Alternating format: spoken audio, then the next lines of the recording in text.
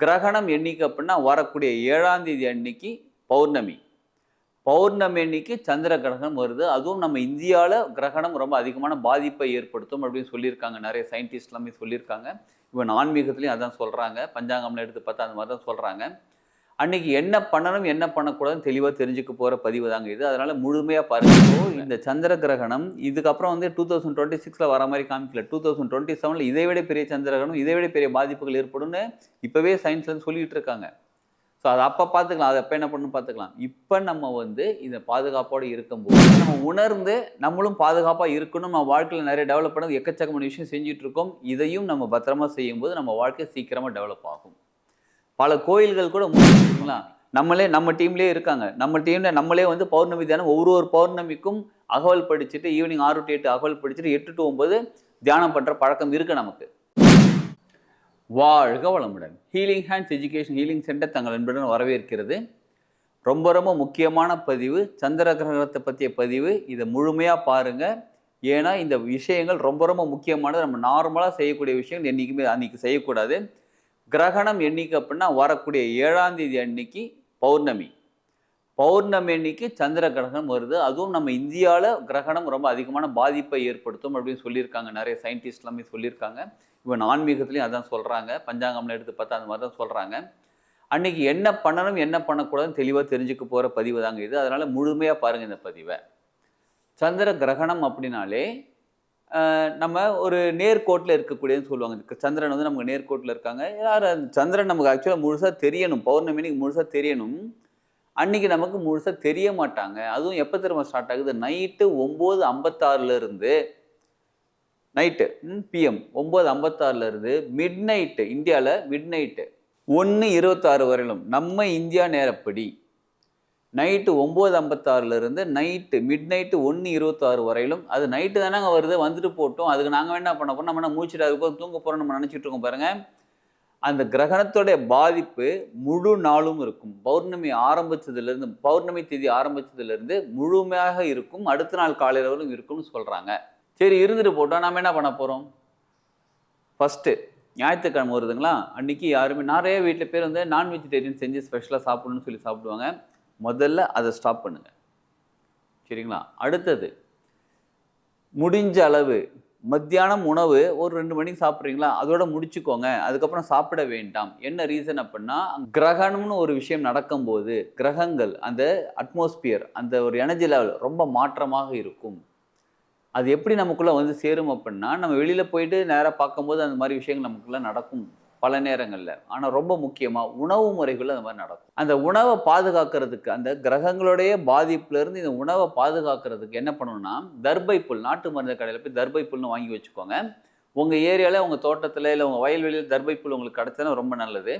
ஆக மொத்தம் தர்பை புல் வேணும். தர்பை புல்லை எடுத்து என்ன பண்ணுவோம், சின்ன சின்ன பீஸாக கட் பண்ணிக்கோங்க. கட் பண்ணிவிட்டு எல்லா உணவுலையும் போட்டுருங்க. நிறைய பேர் என்ன பருப்பு, அரிசி, அப்புறம் இந்த மாதிரிலாம் வச்சுருப்பாங்க, மிளகாத்தூள், கொத்தமல்லி தூள், இந்த மாதிரிலாம் வச்சுருப்பாங்க பாருங்கள். எல்லாத்துலேயும் போட்டுருங்க. பொட்டுக்கடலை எல்லாத்தையும் போட்டுருங்க.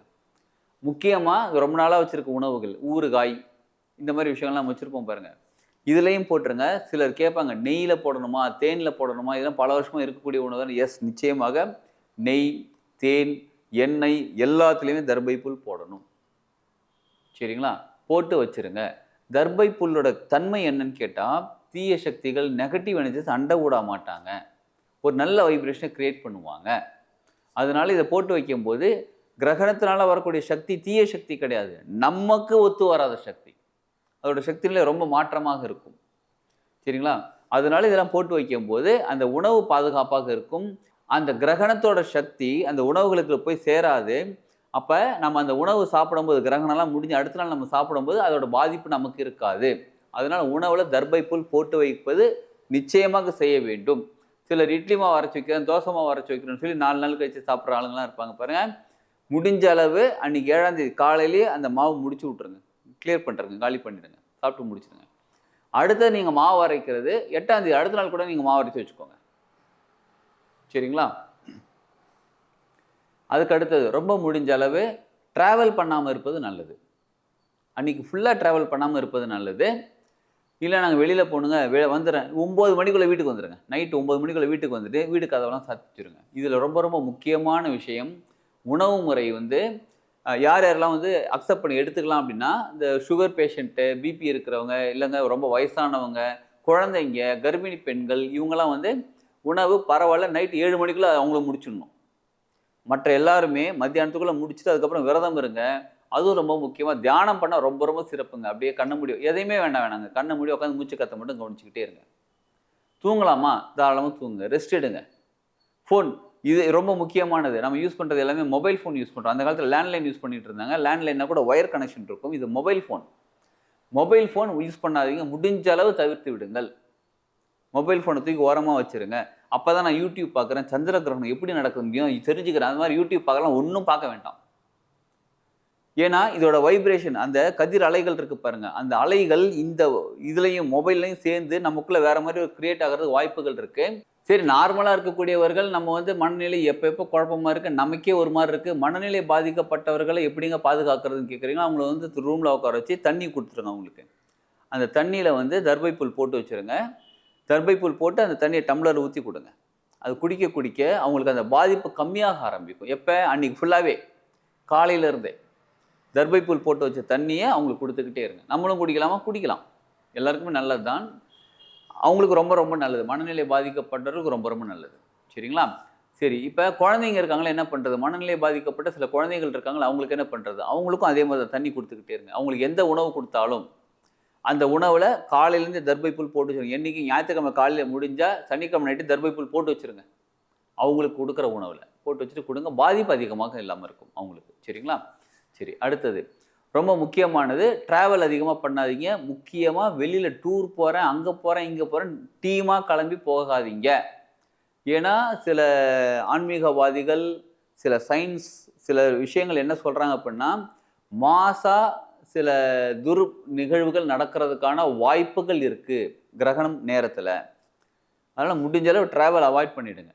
ஏன் டிராவல் அவாய்ட் பண்ணுங்க மறுபடியும் மறுபடியும் சொல்றேன் அப்படின்னா, மோஸ்ட்லி சென்னையில இருக்கிறவங்க, திருச்சி அந்த மாரி ஊர்ல இருக்கிறவங்க வந்து சென்னையில ஏன் டிராவல் அவாய்ட் பண்ணியது மறுபடியும் மறுபடியும் சொல்றேன் அப்படின்னா, மோஸ்ட்லி இந்த சென்னை வாழ் மக்கள், அப்புறம் அந்த சென்னை வாழ் மக்கள் கிடையாது, சென்னைக்கு வந்து வேலை பார்க்குறவங்க இருக்காங்க. பெங்களூர்ல இருக்கிறவங்க, அந்த மாரி வேற மாநிலங்களுக்கு, வேற இடங்களுக்கு போய் வேலை பார்க்குறவங்க இருக்காங்க பாருங்க.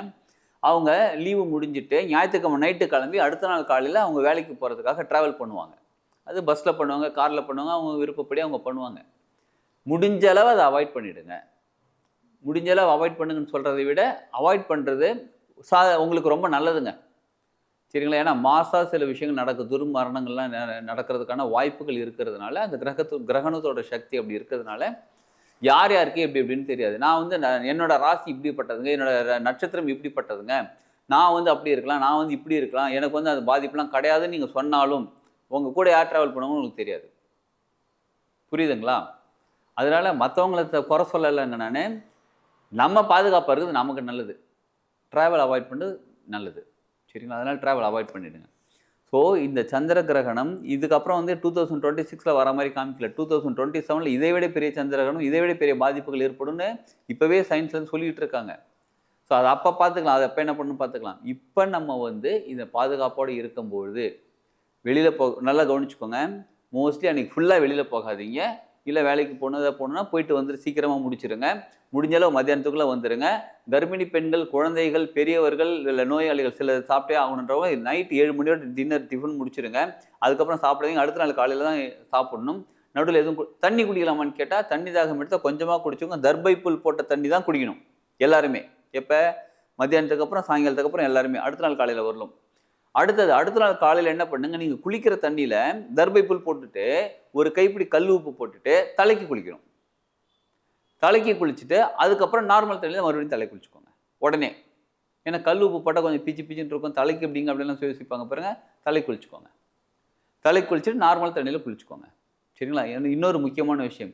பீரியட்ஸ் இருக்கிற பெண்கள் வெளியிலே வராதீங்க. அன்னைக்கு ஞாயிற்றுக்கிழமை அன்னைக்கு யாருக்காவது பீரியட்ஸ் அப்படி இருக்கு, இல்ல அன்னைக்கு தான் பீரியட்ஸ் வந்திருக்கு, இல்ல 5வது நாள், 3வது நாள், எந்த நாளா வேணாலும் இருக்கட்டுங்க. வெளியிலே வராதீங்க. வீட்டுக்குள்ளே உட்காந்துருங்க.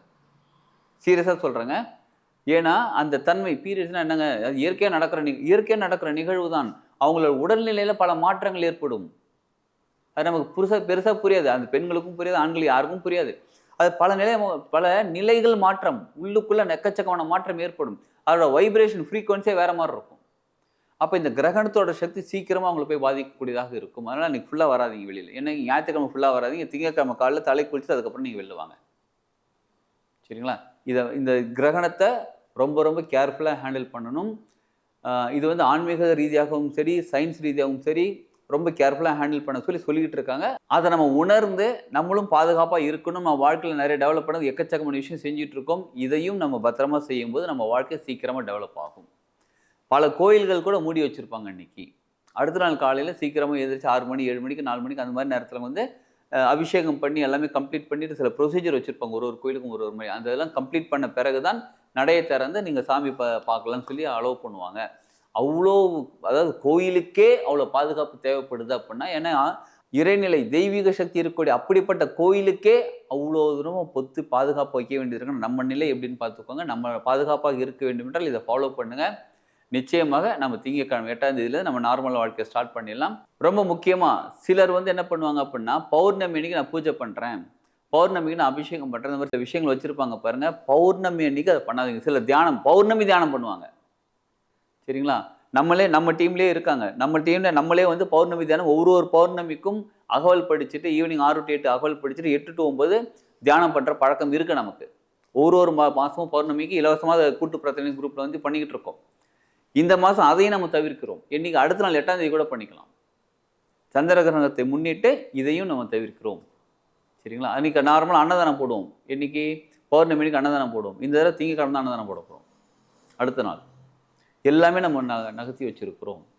அதனால் பிரார்த்தனை பண்ணுறவங்க, தியானம் பண்ணுறவங்க அமைதியாக உட்காந்து கண்ணை மூடி உட்காந்து மூச்சு கற்று கவனிங்க. பௌர்ணமிக்குன்னு ஸ்பெஷலாக செய்யக்கூடிய பூஜைகள், தியானம் அதெல்லாம் எதுவும் செய்ய வேண்டாம். இந்த சந்திர கிரகணம் நாள் அன்றைக்கி நம்ம ரொம்ப பாதுகாப்பாக இருப்போம். வாழ்க்கையில் சூப்பராக முன்னேறுவோம். வாழ்க வளமுடன்.